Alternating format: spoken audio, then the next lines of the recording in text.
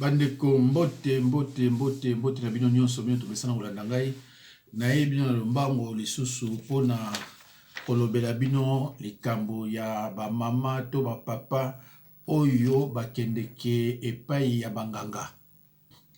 Yo okei epai ya nganga oyebi te otiki nini kuna, oyebi pete omemi nini na ndako. Okepa ya nganga ozwi ba foto ya bana to ya papa to ya mama, otiki yango epai ya nganga. Yo moko fungoli porte d'entrée na vie na yo tie na vie ya famille na yo. Nganga aza mutu o asalelaka diable. Tango yo otiki ba foto kuna, tango yo zo bima ozwa na ndako na yo na ba esprit mabe, les esprits impurs. Et tango ba esprit wana ekota na kati ya ndako na yo, ebandi okoma ba mari de nuit ya bana na yo ya basi, ebandi okoma ba femme de nuit ya bana na yo ya mibali, ebandi okoma pe ba femme de nuit ya yo to mari de nuit ya mama. Parce que yo nde mutu okendaki koluka makambo. Na mokanda ya Lévitique 19:31, balobi boy, ne vous tournez point vers ce qui évoque les esprits. Ozo kende pa ya mutu moko abelelaka bilima. Okunukuta ndaku na epe salite. Okunukuta mbeto kutu ya alalaka netoko. Tango musu yo kutu uti poto. Mais oke pa nganga bana ne babalaka te. Oke pa ya muta salite, pa ya nganga oyo ye kutu fa banga yo. Mais yo ke epa ya bilima. Bible zolo la biso toko kota na territoire ya Satana te. Territoire ne ya pamba soko koti ni sana lupango nano moni ete ba démon babandi ko accompagner yo milimo mabe. Siko yo muto kenda pa ya nganga oninga koloba vérité te. Nanda kuna souffrance, porte d'entrée, biloko wane vendre na ndako, okoyoka na cuisine kuna eleli, okoyoka kuna na salle, na chambre eleli, okende pa ibo ezoko lela, o makelele, okende boye ampoule ziki, télévision, tala ba ventile ba maniko salaka yo. Pona nini? Parce que yo olingi liloba te. Bible ça vous toujours ceux qui sont mes frères et sœurs, ce sont ceux qui écoutent la parole de Dieu et qui la mettent en pratique. Yo lingi loko wana te. Yo lingi batwa lutangi la ko liloba, pe batwa sala musala pona yo. Mais ceux qui mutango sala musala pona yo, ceux qui osent liloba te, ils ont pratiquement possible. Na ko yiko délivrer mutute, ceux qui n'aient pas niveau à liloba na yete. Parce que ba démon ba kozonga na bango lisusu parce que ozana kati ya liloba te. Ezana batu muso mona rozwa peta avion wa futi cher. Akete na kisasa ake oluka walesa. Quelle ignorance! Et Satan profite de votre ignorance. C'est ce que j'ai toujours dit, que le peuple de Dieu, les Écritures nous annoncent que le peuple de Dieu souffrira et sera amené en captivité s'il persiste dans l'ignorance et dans le péché. Osée 4:6, mon peuple est détruit parce qu'il lui manque la connaissance. Ce verset biblique ne dit pas que mon peuple est détruit à cause des sorciers et satanistes, mais uniquement par manque de connaissance. Tout le monde n'est pas de ba pasteur malamu on ko landa bango te. Pasteur ote ya vérité on ko landa bango te. On ko landa ba star. Mais Dieu n'a pas besoin de stars. Dieu a besoin de ses serviteurs qui prêchent la parole conformément aux Écritures. Et comme ça, vous allez voir les pasteurs qui n'ont même pas les casques de sali. À cause des livres de gagner. Ozo luka pasteur oyo sara lo yenge. Eh, mais muta sara lo yenge à cause de la casque de sali de gagner. Et so na casque de sali ta on des livres de gagner. Et ça pratiquement possible de gagner. Et puis ça nga mawata on azo mona mutatangi azo benga mutu boye pasteur. Mutatangi donc cela veut dire que ceux qui y est les lois à côté cours biblique mutu wala azo landa abano banga ye mais ye atangi mais azo respecter mutu moko atangi te aye na bafatiri na Bible yo zo landa ye ndeko nanga boyo kanga so comme na ba stade moko moni ko lingo kufa ko yaka ko lukanga te pona moni 4 ba ko lukanga ba se ba kufi mosusu na stade final la plupart hein nani hôpital le week-end non c'est fini stade comme nango to ko sa sur le côté ayemba ko pananga abano ke na ba lukuta esuka nango donc soki yo beli nazolo ba bien soki yo beli kende epai yo landaka nga za pe na ba fidèle na ngai kende epai yo landaka mateya yende a délivrer yo ndeko na nga soki yo ozo sakana na nzoto na yo mukolo mbango ekolanda yo osimba mutua na makambo nzambe bavantire elakate na makambo nzambe ki fanatisme elakate. Moi j'ai toujours dit à mes fidèles, ne soyez pas mes fanatiques même si je prêche bien, je le sais, mais ne soyez pas mes fanatiques, soyez plutôt des fanatiques de la parole de Dieu. Un vrai mosala nzambe a retenir dans le langage wana. Vous partez dans vos églises, osez la Bible te, osez la ninité, oyoki, batile bino louage, bino zongi, bakotuna yo, otanga ki na mukandani, oyebite. Mais au Kenya église ko sa nini, nanda ko toujours un problème, nanda ko toujours un problème. Bandeko, Bible sur le balabiso, tout contact avec l'occultisme, même s'il a été léger et bref, ouvre la porte d'entrée aux démons. Soki okeka kapa nganga, marabout, kingandi, yeba ke ofongoli porte yomoko pana pona ba les esprits impurs na kati ndako na yo. Alors lukola yomoko kinaye ko luka bango, o même oti na ndako na yo. Ko bimisa bango, c'est possible, mais ce n'est pas facile. C'est possible, mais ce n'est pas facile. Ce n'est pas n'importe quel pasteur à quoi bimisa bango. Parce que yo otiki ndako na yo okeko luka bango. Otiki ndako na yo yo okeko luka bango. Neko tozana mususu awa soko tangi na Actes des Apôtres 19-13. Actes des Apôtres 19-13. Yogande balomina mukanda Actes des Apôtres 19-13. Quelques exorcistes juifs ambulants essayèrent d'invoquer sur ceux qui avaient des esprits impurs le nom du Seigneur Jésus, en disant, je vous conjure par Jésus que Paul prêche. Ndeko nanga exorciste aza nani? Exorciste aza catholique. Muta catholique oyo asimba biloko. Oyo asala cour ya magie. Yepe abimisaka ba milimo mbindo mais na kombo ya Jésus Christ. Soko tangi na 19-13 ti na ba ti na ba 19 onyo na nyonso bazolo bango wana. Alo ba de mkomsusu mama moko akepa exorciste ba recommanda ki kuna. Mais exorciste wana lo ba na ye amema 4 maki. Azui 4 maki akena on pas exorciste. Après cet exorciste, tango a exorciste simi maki wana sina loboko na ye. Tango azongi sili abina Elia.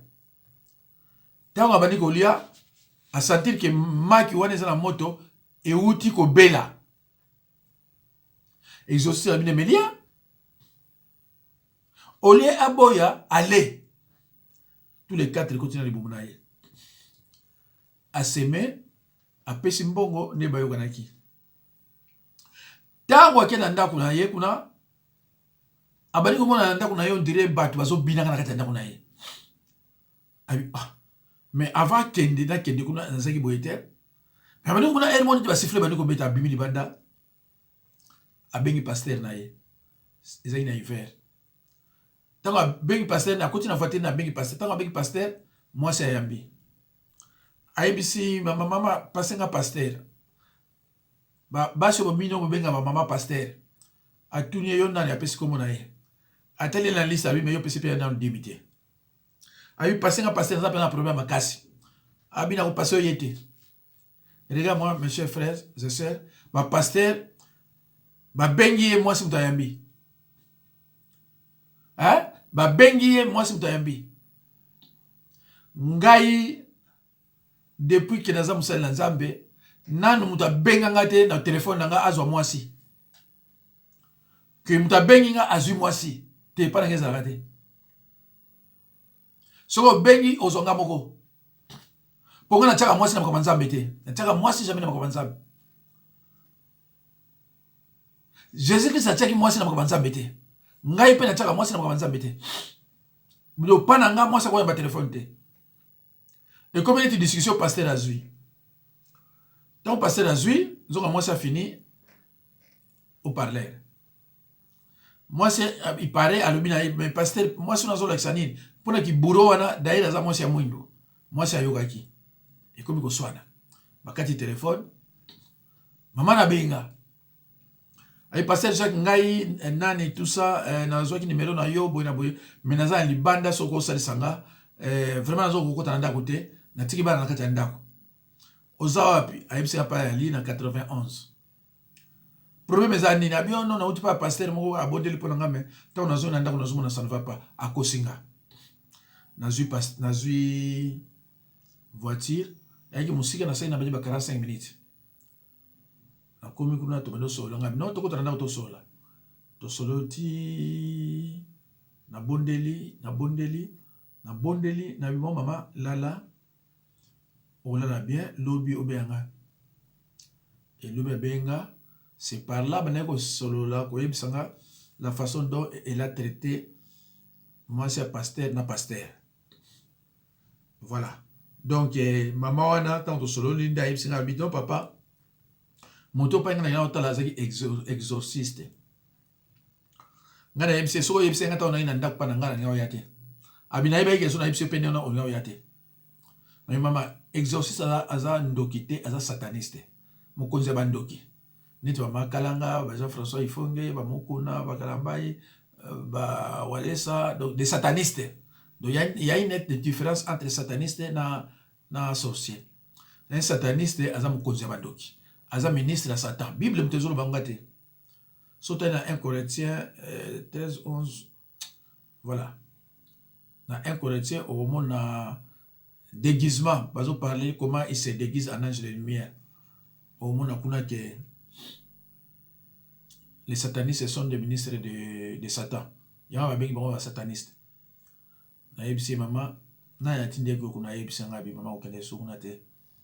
Pourquoi olingi koye bali lobate?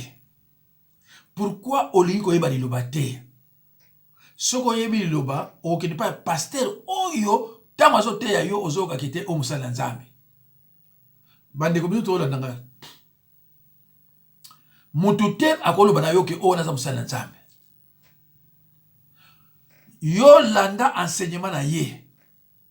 Enseignement na ye ekoloba na yo ke oyo aza musala nzambe. Soki ba enseignement na ye et convaincre yo kolanda bato mokilité. Parce que par exemple moi je ne suis pas du monde. Je sais que ça dit vous aurez des tribulations et vous serez détestés parce que vous n'êtes pas du monde. Parce que je vous ai choisi. Bako détester yo. Mutu oba détesta makasi ya makasi. Mutu a la vérité. Même dans ma famille na bino. Bato ba la vérité. Baza détester balinga bangote. Alors ceux qui yo za ko sa ba finga biso le nyonso. Oh bandoki, baboye. Mais bandoki bango mo bazo finga biso bandoki. C'est pour ça que je vous dis toujours qu'on a impressionné na bato na te. Tala enseignement. Nga elmo na fandaka sona tala enseignement ya pasteur na bi malgré ya zote ya boye mais soki penza auza musala nzama malamu. Nathalie atei mais atei na ye bilo muso ya bien mais malgré niveau te il est niveau pasteur te. Pasteur soit te inga fana yeba oza pasteur. Un docteur soit te inga fana yeba oza docteur. Nga fana yeba. Mais sur la vidéo que oh yo za musala nza ko chatembe ko me ko chatembe ko chatembe te. Po soko yebisi ye akwatake ngate. Baze belair. Soko yebisi ye ke ngana lobina ye ke za musala nza bete. Akobenga ngate. Obenga ngate. Mais akobenga ne yo nga obenga ngate. Parce que awla na mataya nanga tango otala yango omona yimo kwa lobi ah non non non. Nakotumula été. Alors, bandeko na ngai, na banzi, vous êtes suffisamment éclairé. Pour na batu oyoyo, bakende pa banganga, oyebite otiki nini kuna. C'est spirituel, hein? Biloko yo tiki ya nzoto na yo oyebite. Kuna pe yo zui biloko nini memi na ndako na yo oyebite. Yango na mona que ça ne va pas. Ba mususu boza ko souffrir pour na péché. Péché est amir. Ou ils ont bloqué yo na nzambe. Alors, pose-la bien, il faut démolir le mur selon 1 Jean 1:9. Ndeko soko zomona biloko ndenge wana luka musala nzambe. A délivrer yo, a aider yo te mais a délivrer yo. Il faut que ça noki. Cause ça, au moins, les soubali ouais zuyo, mbalamoko ok na séjour des morts. Mbalamoko ok na séjour des morts. Sans comme kuna na séjour des morts, porte Isaac voix sans ici, confession à la société. Et je vous rappelle que toute délivrance commence par la confession des péchés et la renonciation définitive aux pratiques. Délivrance, il faut bandir la confession des péchés. Si vous bandez la confession des péchés, et ça, c'est le mot. Parce que, bako qui mis démon, bako qui mis démon, milima mbindo. Mais, chers frères et sœurs, vous qui me suivez, il y a une nette différence entre délivrance et guérison. Et c'est le mot côté.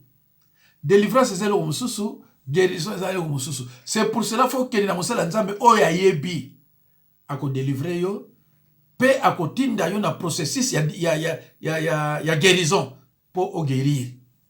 C'est pour cela je vous ai toujours dit que le combat spirituel c'est la bataille que l'on livre à Satan et ses serviteurs par la prière et par l'observance de la parole de Dieu.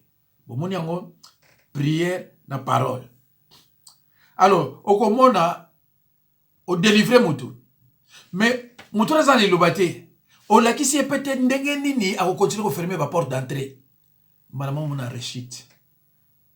Jésus-Christ a bien dit, attention en cas de retour des esprits impurs. Tout est dans la Bible. Ce qu'on y a Bible, on sait pas là. Mais yo lingi Bible te.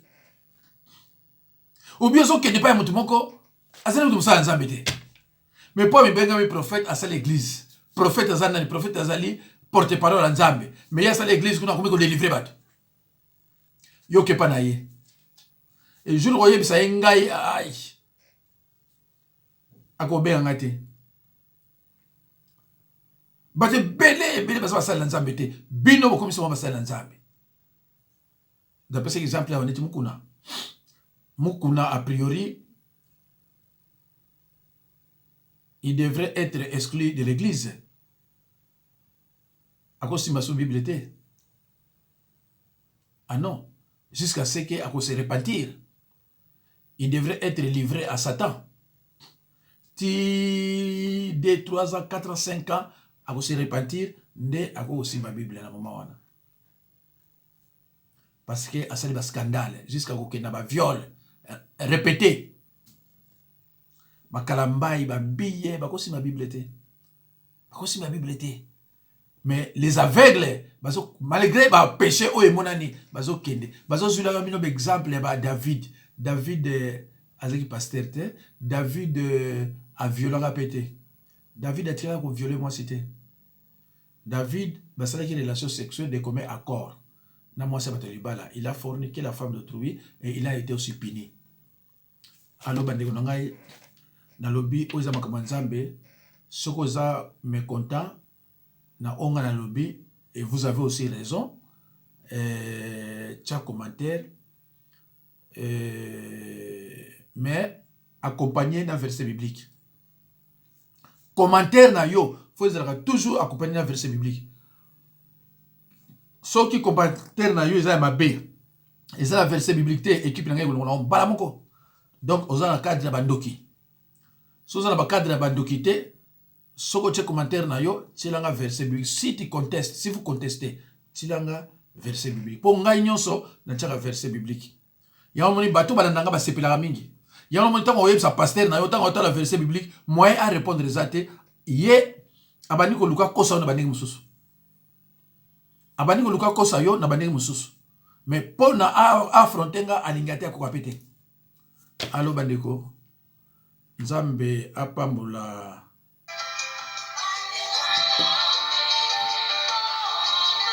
Merci bandeko. Nzambe apambola bino. Tukutani bongo na mbala ya sima.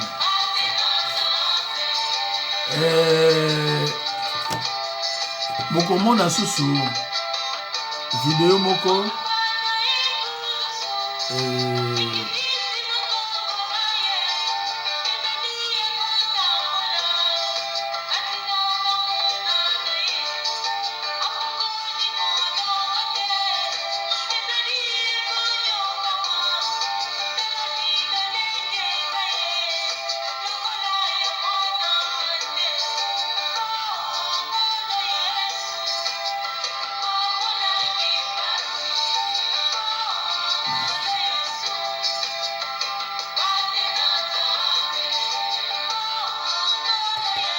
merci.